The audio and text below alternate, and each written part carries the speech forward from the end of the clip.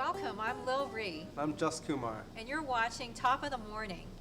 And today our guest is Kenneth Harry. He's an artist from New Jersey, and he's actually a personal friend of mine.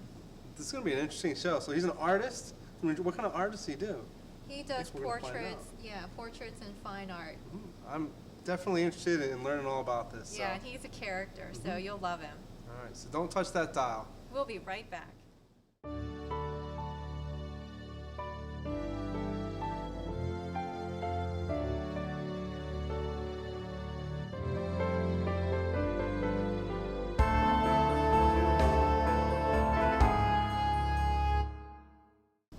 Welcome back, and as we promised, our guest today is Kenneth Harry. Kenneth Harry is an artist and a sculptor in New Jersey. So Kenneth, tell us a little bit about your work. What would you like to talk about? Anything. You can start How with long the have you been an artist? I mean, when did you start doing When I was portraits? 10 years old. When you were But 10 I have years to old? state that I'm not in New Jersey. Okay. Okay. Basically, based out of Beijing, China. Beijing, China? Yes. Okay. Wow. Wow, that's... Well, it started when I was 10 years old. Uh-huh. That's when I started painting professionally. Mhm. And then commissions were coming in when I was 12. You started painting professionally when you were 10 years old? Yes. Started making money when you were 12? Yeah, yes. 10, actually 10 years old is when I started making money. Wow. That is $50. Wow.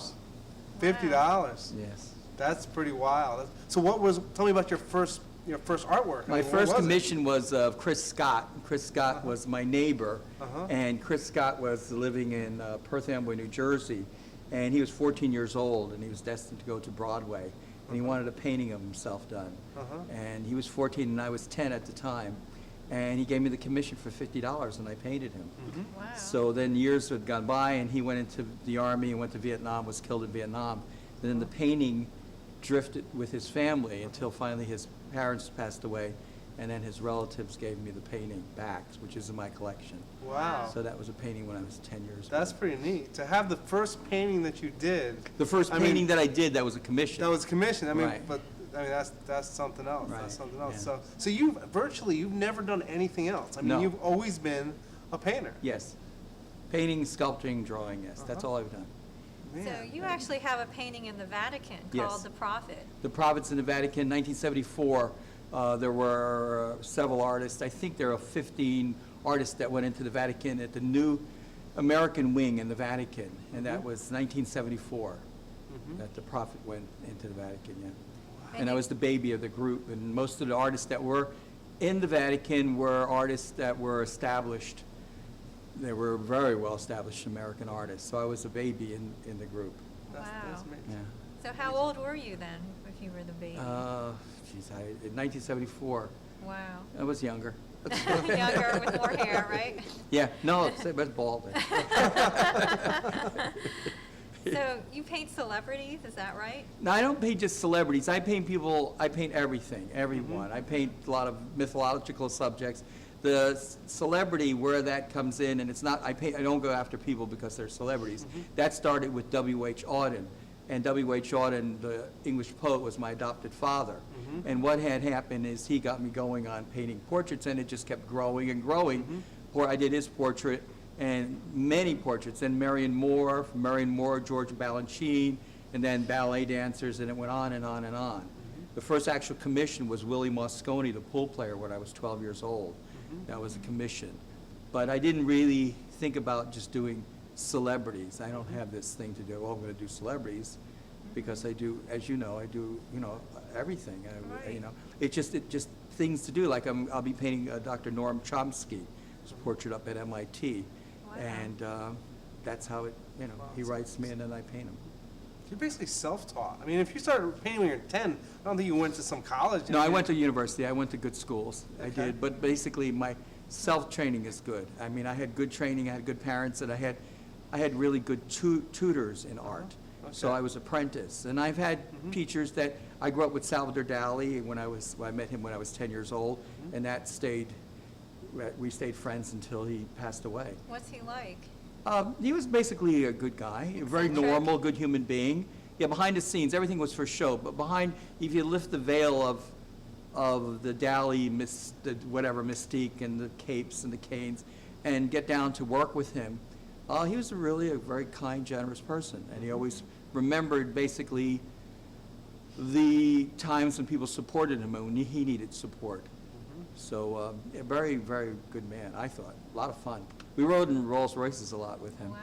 Yeah, anytime they sent for a roll. So my friend and I, Marty, Uh-huh. were close to him, and we worked on some of his paintings, scrubbing the paintings down. Now, is he your role model, or who was your No, role I don't model? have really a role model. That's my mom and dad probably, my mother and father probably are the best role model that I can have. I don't have a role model. I get inspired by certain artists, Caravaggio or whatever, Da Vinci, whatever at the time. But I don't have really a role model. You know, I get inspired by so many different. In fact, I thought about that the other day, and I don't really know what one thing, you know, that would spark me off. So. So when it comes to art, right? The first thing that you started doing was portraits. No, the Okay? first thing I did was figures. I did Figures? figures, yeah. I Okay, grew up so- part of my life in Hollywood. Figures and Yeah, because you were yes. mentioning in the beginning, you said you do sculptures as well. You Yes. do portraits and sculptures. Well, sculpture basically, because sculpture is connected to paintings, and you would do a sculpture of a head, and you would do a sculpture. When I was 8 years old, I was doing optical crystal, experimenting with lucite from DuPont. So actually, I was actually doing cockpits for airplanes and Wow. designing different cockpits for airplanes. Uh-huh. So I had things tooled and dyed up because of my family and engineers in my family and engineers with DuPont. So I was able to build a cockpit, and it was the first optical crystal that I worked on. I think it was 1955. Wow, that's pretty interesting. Yeah, That's yeah. pretty wild stuff. And it all narrowed down from model airplane building too. Oh yeah. Yeah. So do you have a that's fascination with aviation? It sounds Always, like? yes. Yeah.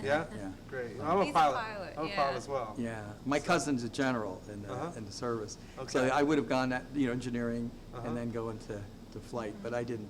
All So I right. stayed into the painting. So Because tell one day you'd have to retire, and that always Right. bothers me. That's right. They say you can't fly anymore. So tell us about the crystal sculpture that's on your website, Beatrice. Optical crystal, how it's done, how it's Yeah, made, it's yeah. with difficulty. Okay. It's a lot of work, there's a lot of mold making. First you get the model poses. After the model poses, then you have to make molds, you have to make clay, just like the same procedure as you would proceed with doing bronze. So you make the clay, then you make molds, then you clean up the molds, then you make more molds. And then with optical crystal, there's autoclaves and a lot of technical What's air. autoclave? Autoclave is, when you get your teeth done and they put the instruments in a little autoclave that cleans it, and there's pressure, and it takes all the germs away. Yeah. Only this is a big autoclave that you put the material in order to, let's say, bake it, in order to get it hard. And you pray that there's no air bubbles or any dirt into this. Yeah. So is it just regular acrylic, plastic? No, Okay. it's a material that was developed by Otto Rome of Romahaus in Philadelphia, and he was a chemist, whatever. He was a very educated man in this material, and the material's made from coal, same as diamonds. You just don't have Wow. that pressure that you can Okay. build a diamond with, which you can today. You can build diamonds, lab diamonds. Wow. They're better than the diamonds that we mine. So do you do shows? Where do you show your artwork? All Like over. I don't know where the pieces galleries go. or- Yeah, it goes all over. I don't know where they show it. I have no track of it anymore. At Yeah. one time I did. I mean, when I was a kid, I was in the Baltimore Museum. I had a piece. Really? Yeah, Baltimore Museum. I Wow. was 16 years old, and it was called The Future Generation. And it was a drawing that went into the museum. It was one of my first pieces to go into a museum. And that was a long time ago. You actually went to school here, didn't you? I did. I went to Merrill Institute, which is a good school. It's up in Right. Mount Royal, I think. Yeah, And you were studying art at the time. I was studying art at the time. But at yes. that time, you probably could have taught the class. I'm Well, thinking, you 'cause know, there was a already- lot of petty you already were jealousy that went on accomplished. at the time too. Yeah, because there was a lot, but there were a lot of good professors too. Yeah. We had a lot of good professors, and our classes we produced a lot of very successful artists, people that do make a good living, that have become very wealthy. And my class has done very well. So, and you haven't been back to Baltimore since then, No. is that right? I haven't been Wow. back since. No. So who are some of the people that you painted? I mean, people that we recognize, Like most famous people would people. would recognize. Yeah. Gene Kelly, Gene Kelly. Ravi Shankar, Uh-huh. Oh, I need the list in front of me because I forgot. Dustin Hoffman. Dustin Dustin Hoffman, Otto Preminger, Alfred Hitchcock. There's so many. I just don't. Wow. Yehuda Menuhin, Yasha Heifetz, No, who's that? Valdemar Yasha Heifetz, the violinist. Okay. George Balanchine. George Balanchine. A lot of dancers. A lot of people. Now, how do you get to paint these guys? I don't know. I still don't know. Where do they go? No, they Norm call Chung- you up, or do you call them? I where's used to that? call them up. If I admired somebody, I would Uh-huh. get a hold of them and show them my work. Yeah. Or I would be introduced, and then people write me. Mhm. And that's how it happens. They write, and Wow, I can see by this list that there's a ton of famous people on here. I mean, Aaron, Hundreds. Aaron Copland? Aaron Copland, wonderful man to work with from Brooklyn. I painted Aaron Copland at his house. I had 6 sittings with him in Mount Kisco, is where he lived. Uh-huh. Aaron Copland is a great composer. Great, easy to work with, a lot of fun. But he knew people that we both knew. He knew that W.H. Auden was my adopted dad, and he knew my patron. One of my patrons was Lincoln Kirsten, and Lincoln Kirsten was the founder of the New York City Ballet, and also the heir to the Filene fortune. Mhm. So he built a lot. Gave George Balanchine his first job. Wow. Now, who is your favorite person to paint? The one I'm going to do tomorrow. That'd be it. Good answer. Yeah, I don't really know. I don't have a favorite.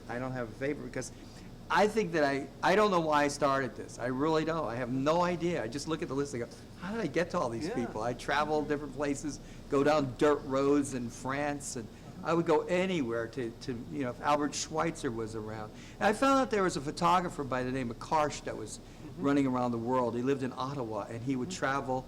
And I always wanted to meet up with him and perhaps paint a portrait of Joseph Karsh, but I never did. And he died in Boston at age 90 or 91. And he did that, taking a big camera around, not drawing people, but photographing them.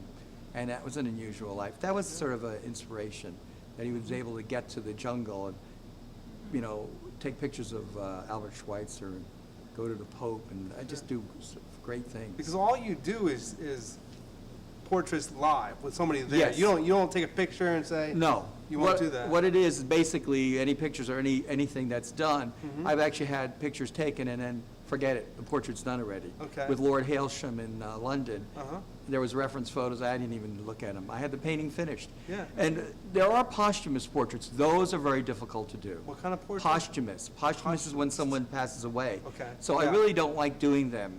An example, this is a good story because Stan Getz is a great player, tenor, sax, and one of the greatest, Charlie Parker and Stan Getz. And Stan Getz calls me up from California, and he was actually artist in residence at Stanford University. So he would like to have a portrait done. I said, whoa, this is great. Mr. Getz, I'd be out there. Give me time. Well, time went by, 9 months went by, and I'm sitting having dinner with my friends, and on the radio was a news release was that Stan Getz died of cancer in Los Angeles. So I just get, I felt, whoa, and it felt bad. So I had no really closure of it. So what had happened over the years, through various means, I meet up with Bev Getz, Stan's daughter, who looks like him. So I tell her this story. We talk about this. She said, I remember Dad, when he wanted to have a portrait done, he never had a real portrait painted. And he always wanted to have a portrait done. Everything was commercial for album covers, and it was a commercial artist. But he never really sat for a portrait. And so I said, well, what about creating a posthumous portrait? It's difficult to do, but she looks like him. And so I was with my agent, Lauren Perucci. We were out to dinner with Bev, and we looked at her and studied her, and she looks like a young Stan Getz. I put the sax in her mouth, and I have Getz that way. That type of thing is difficult to do, but you're getting the feeling of the person. Now, how do you capture their personality in a portrait? Draw it, paint it. You don't know if you get it. I don't know. You don't know? I don't know how. I can't. It's like explaining. I mean, someone from Gilliard said, everyone has talent. Well, yeah, I guess. I don't know. I never heard of that one. But she teaches ear, and we were at a party, and she said that everybody has talent. I'm thinking to myself, yeah, but you know, I think there's different degrees of talent. I mean, Right. some people can sing great opera, some people can't. It's talent. What are you going to do? You could try all you want. You just can't sing as well as someone else. And it's not competition. It's just the way it is. So I don't know how that's done. I really don't. I don't have a formula, and I can't teach it. Wow, so you're painting all these different people. I mean, I'm looking at this list, and I keep on saying, wow, I mean, George Burns, Dolly Parton, I mean, the list just goes on. Yeah, tell us about George Burns. George Burns was wonderful to work with. When I worked with George, we were working at, I think the Pierre Hotel, and we worked together, and we went to the show. He did Carnegie Hall. He always wanted to play Carnegie Hall. So I was backstage with him, watching him perform, and how he controlled the audience was wonderful. He was just, and funny. I mean, I can't do his jokes, but everything he says is funny. He's just a great guy to work with, and very intelligent too, and very dedicated to his wife. His wife passed away. Gracie was dead at the time. But what energy for a man like Burns had. And he had these the Corbusier glasses, the architect Right. glasses Yeah. on, and just